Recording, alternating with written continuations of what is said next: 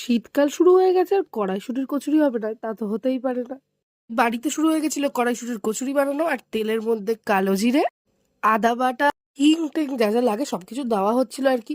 তো আমি তো খুব প্রো টাইপের একজন কুক, তাই জন্য সবটা ঠিকঠাক রেসিপি বলছি কিনা জানি না, তো তোমরা একটু বুঝে রেখে নিও।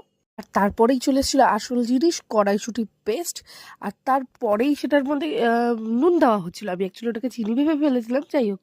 তো ওটাকে দিয়ে বেশ ভালো করে কষানো টষানো হচ্ছিল। পর সেটাকে ভালো করে কড়াইতে কষিয়ে টষিয়ে নেওয়ার পর দেখছিলাম জিরে ফিরে কি সব গুঁড়ো টুড়ো দেওয়া হচ্ছিল আর কি। তো সেন্টটা যা বেরিয়েছিল, ও ভাই দারুণ লাগছিল। চলো, পুরটা তো রেডি হয়ে গেছিল, এবার পুরটাকে ভালো করে থালার মধ্যে নামিয়ে সেট করে নেওয়া হচ্ছিল। তারপরে আরেকটা মোস্ট ইম্পর্টেন্ট কাজ শুরু করা হচ্ছিল, যেটা হচ্ছিল লেচিগুলোর মধ্যে পুর ভরা।